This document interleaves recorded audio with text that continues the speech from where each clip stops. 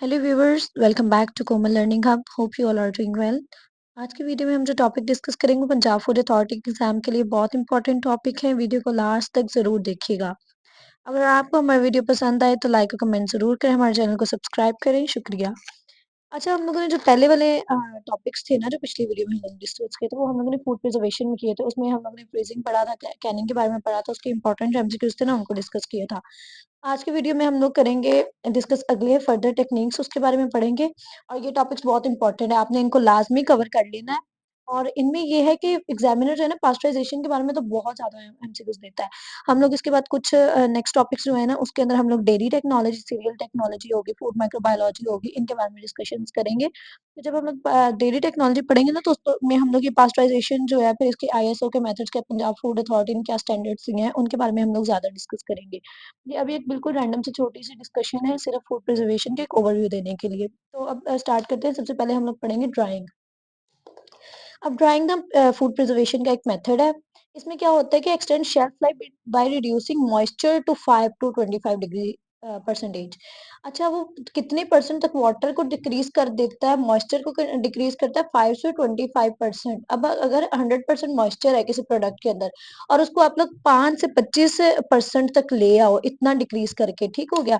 तो उससे क्या होगा कि इनहिबिटिंग माइक्रोबियल ग्रोथ। ऑब्वियस बात है, माइक्रोब्स जो होते हैं वो वाटर डिपेंडेंट होते हैं। अगर वाटर प्रोड्यूस है तो उसमें ज्यादा ग्रो करते हैं, और फिर माइक्रोबियल ग्रोथ कम हो जाएगी, एंजाइम एक्टिविटी लो हो जाएगी। अब नेक्स्ट उसने कहा है कि after sun drying moisture content of the food varies from.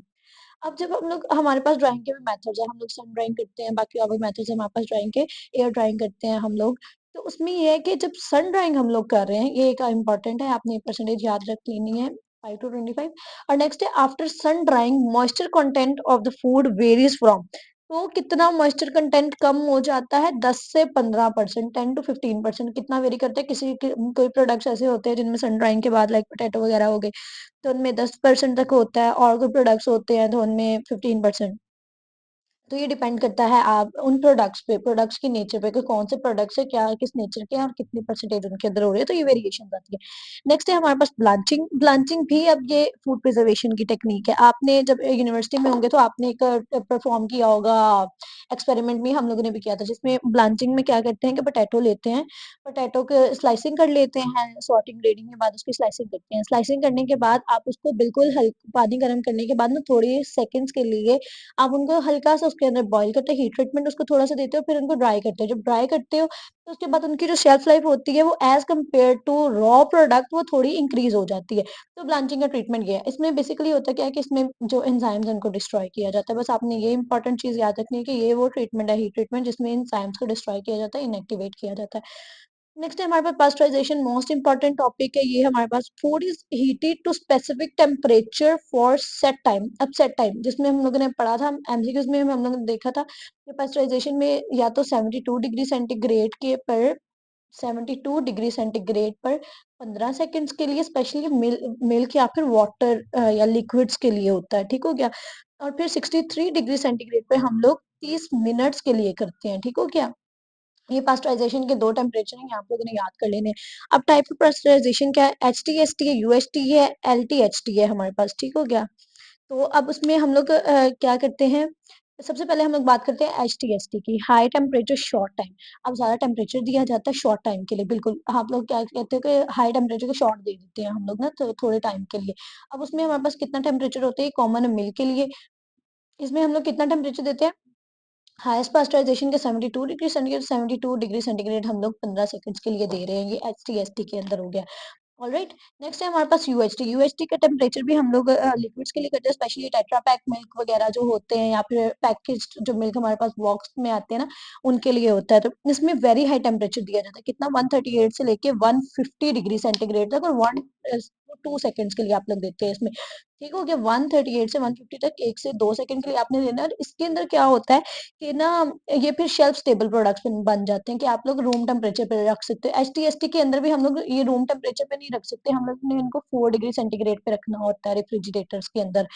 और जो यूएसटी होता है ये शेल्फ स्टेबल प्रोडक्ट है, लेकिन इसमें यूएसटी में एक बुरी बात है कि हमारा जो प्रोडक्ट होता है ना, उसकी जो न्यूट्रिशनल वैल्यू होती है ना, वो बहुत डिस्टर्ब हो जाती है, न्यूट्रिएंट्स कम हो जाते हैं, तो फिर हम लोग को उसमें एनरिचमेंट करनी पड़ती है, उन्हीं न्यूट्रिएंट्स को दोबारा से डालना पड़ता है। If we want to sell it out to consumer जिसकी रिक्वायरमेंट है कि हमें न्यूट्रिशियस फूड चाहिए। नेक्स्ट है हमारे पास LTHT, low temperature high time. अब लो टेम्परेचर कम टेम्परेचर दिया जाता है ज्यादा टाइम के लिए, ठीक हो गया। लॉन्गर लो टेम्परेचर दे रही कितना 63 डिग्री सेंटीग्रेड 30 मिनट्स के लिए। तो अब ये इतना प्रैक्टिस नहीं हो रही है वाला मेथड। नेक्स्ट है हमारे पास CA, storage controlled atmospheric storage. इसमें अंदर क्या होता है कि आपने ना एक एटमोस्फेयर क्रिएट करना है जो कंट्रोल्ड है, जिसके अंदर ना तो बैक्टीरिया ग्रो कर रहे हैं, ना ही एंजाइम्स अपनी एक्टिविटी कर रहे हैं। और उसके अंदर क्या होता है कि आपने जो ऑक्सीजन होती है ना, ऑक्सीजन को और कार्बन डाइऑक्साइड की जो आप कंसंट्रेशन कह सकते हो, आपने उसको सिर्फ मैनिपुलेट करना है, उसको चेंज करना है, ठीक हो गया। आप ऑक्सीजन की वैल्यू को कम कर देते, रिड्यूस कर देते ऑक्सीजन को, कार्बन डाइऑक्साइड आप इंक्रीज कर देते ताकि जो माइक्रोबियल डिके है या मेटाबॉलिक डिके है वो कम हो सके। और कंसंट्रेशन ऑफ कार्बन डाइऑक्साइड कितनी रखी जाती है? अबव 10%। ये आपका एक इंपॉर्टेंट MCQ है, ये आप मार्क कर लें कि कंसंट्रेशन ऑफ कार्बन डाइऑक्साइड कितनी होती है? अबव 10%। नेक्स्ट है हमारे पास vacuum packing. Vacuum packing preserve the food by removing air. जब आपने ऑब्वियस बात है ऑक्सीजन निकाल दिया आपने, ऑक्सीजन नहीं है तो माइक्रोबियल एक्टिविटी नहीं होगी, एरोबिक बैक्टीरिया जो है वो ग्रो नहीं करेगा, मोल्ड यीस्ट वगैरह नहीं होंगे, ऑक्सीडेशन नहीं होगी तो एक्सटेंड हो जाएगा पेरिशेबल जो फूड्स है उनकी शेल्फ लाइफ। नेक्स्ट है हमारे पास फर्मेंटेशन। फर्मेंटेशन के अंदर अब क्या हम लोग करते हैं, आप लोगों ने देखा होगा कि जो माइक्रो ऑर्गेनिजम्स हैं वो पॉजिटिव वे भी परफॉर्म कर रहे हैं फूड के अंदर और नेगेटिव भी। अब पॉजिटिव उनका जो एस्पेक्ट है वो क्या है कि हम लोग फर्मेंटेशन करवाते हैं, हम लोग क्या करते हैं कि फ्लोर में हम लोग डालते हैं कोई भी माइक्रो ऑर्गेनिज्म, यीस्ट वगैरह, और उसे हम लोग फर्मेंटेशन करवाने के बाद ब्रेड वगैरह बना रहे हैं, ऑलराइट। तो जब माइक्रो ऑर्गेनिज्म बैक्टीरिया ये मोस्ट है वो कन्वर्ट करते हैं कार्बोहाइड्रेट्स को, जो कार्ब्स होते हैं, शुगर्स और स्टार्च वगैरह उनको अल्कोहल्स के अंदर, एसिड्स के अंदर, ठीक है। और फिर ऑक्सीजन फ्री एक इन्वायरमेंट होता है, ठीक हो गया। एनारोबिक इन्वायरमेंट क्रिएट किया जाता है। अब उसमें क्या होता है कि एक तो वो लोअर कर रहे हैं पीएच को, जब ऑब्वियस बात है पीएच लोअर होगी तो एसिडिफिकेशन होगी, एसिड जब भी प्रोड्यूस होता है तो जो हमारा पीएच है वो लो हो जाती है। और लैक्टिक एसिड बैक्टीरिया क्या करेंगे? लैक्टिक एसिड प्रोड्यूस करेंगे, ठीक हो गया। शुगर्स को कंज्यूम करने के बाद लैक्टिक एसिड प्रोड्यूस करेंगे, लैक्टिक एसिड प्रोड्यूस होगा तो ऑब्वियस बात है पीएच कम होगी तो शेल्फ लाइफ इंक्रीज होगी हमारे पास। और जो ये प्रिवेंट करते हैं growth of dangerous spoilage causing micro organism. अब इसके अंदर नेक्स्ट चीज है हमारे पास अल्कोहलिक फर्मेंटेशन। अब लैक्टिक एसिड के साथ साथ अल्कोहल्स भी जो है ना बैक्टीरिया वो प्रोड्यूस कर रहे हैं। तो अल्कोहलिक फर्मेंटेशन के अंदर जो फाइनल प्रोडक्ट है वो एथाइल अल्कोहल होता है, और उसकी परसेंटेज कितनी होती है? 3 to 5% एथाइल अल्कोहल जो है वो प्रोड्यूस होता है। That's all for today's lecture. हम लोग ने पिछले जो सारे लेक्चर्स हैं उनके मुताबिक हमने फूड प्रिजर्वेशन तक ये कवर कर लिया। नेक्स्ट हम लोग आप कोशिश करेंगे सीरियल टेक्नोलॉजी और डेयरी टेक्नोलॉजी के ऊपर वीडियोस बनाएं। Thank you for watching. Allah Hafiz.